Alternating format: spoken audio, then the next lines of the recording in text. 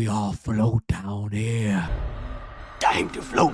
What's going on, Real Relay fam? And today we're going to be reviewing It Welcome to Derry. You got 8 episodes. They're about an hour long each. And I got to say right off the bat, the pacing is really good. Each episode is a movie basically. And oh my God, it is shot so well. Each scene, like everything from the intro to the end is shot so well. The camera work is amazing. Each episode you go into it, it's got a great intro, a great outro. And every episode you feel like you get something out of it. It's like a piece of the puzzle. I want more. Like, what's the next episode gonna be like? And it builds on top of one another. And that's what I think this show does really, really well, and why it hooks a lot of people is the pacing. Pacing and the world building is perfect. Like the build up to each single like episode. So what you know is coming. You know what's coming at the end of the show, right? And you're just waiting for it to come through. And you're seeing all, and you're thinking, oh, they're gonna wait till you get to the end to see all the good stuff. Like, nah, it kicks off right off the bat. I saw the first episode and I was like, all right, I'm hooked. I'm locked in. All right, let's do this. I was pumped, right? And I will say this, the acting across the board, I didn't think the acting was going to be that great neither. It's like, no way they're going to beat the people from Stranger Things. And honestly, the kids did better than the adults. The adults were phenomenal. The kids were amazing. The acting across the board was great. It wasn't corny. It wasn't cheesy. It was believable. They did a really great job with that. I ain't gonna lie. The acting hit me in this. The acting in this really helped connect me with the show. You know, a lot of horror movies you see or a lot of horror things you see and you're like, oh, this person doesn't believe you, this person doesn't, but like everyone's on the same page. And that's why I like it too. Like everyone understands there's something weird going on. It might be a little disconnected, but it's obvious that everyone understands and knows something is going on. So they're not like too like dim-witted about it. And that's what I like too. It doesn't try to trick the audience like, oh, there's no way this thing is down this hall. Like everyone is like, okay, now like this is legit. There's something going on here. The show treated me like an adult. And each episode it gets crazier and crazier and crazier and wild until you know what's gonna happen. The building is what got me hooked. Every weekend coming back every single Sunday to watch this show. The building was amazing. I think Bill Skarsgård is just as good. He is to Pennywise as Heath Ledger was to the Joker. I think the only other person that got close to the Joker was Joaquin Phoenix. His mannerisms, when he's drooling from his face, his vocabulary, the way he moves, perfect embodiment of Pennywise. I like that he's not just like a killer clown, like he's gruesome, but he's funny, he's clever, absolutely incredible. 20 out of 10. He knocked it out the park again. The blend of reality and psychological, just it blends together. You can't tell what's real, what's fake. The mind games are just out of this world. And they build up during the episode and you could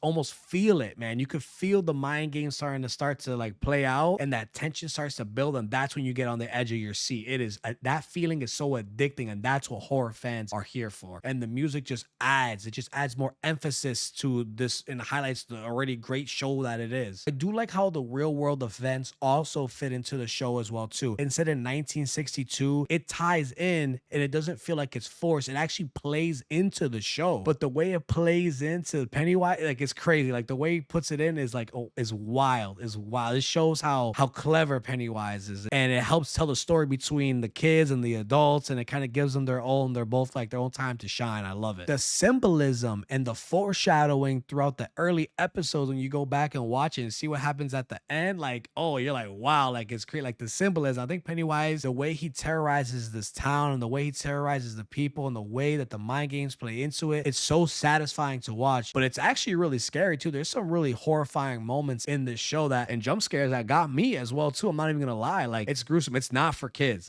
There's a lot of things that happen in this show that are very real. Like a lot of things that really happen, like emotionally, like physically, that happen that are really real. And I'm like, damn, like that just happened. Like shit, that was really deep. For me, my favorite part about this show was the emotion. I didn't really go into it thinking that it was gonna hit me on an emotional level, but there were some really deep themes of like depression, understanding who you are, suicide. It was emotional. There was some moments that I was like, damn, I felt really connected to these characters. I really didn't want the bad things to happen to them. What Pennywise is doing to this town, to this area, like it's really affecting these people. They're not gonna stand for it. And I was like, I respect the fuck out of that, in my personal opinion. Go watch it. It Welcome to Derry gets 9.8 Mr. Schneefies out of 10. It is my TV show of the year. Amazing. It's a must watch. Real Relay certified. Drop a comment in the comments down below. Let me know what you think about it. Check out some more of my reviews right here. I love y'all. Peace.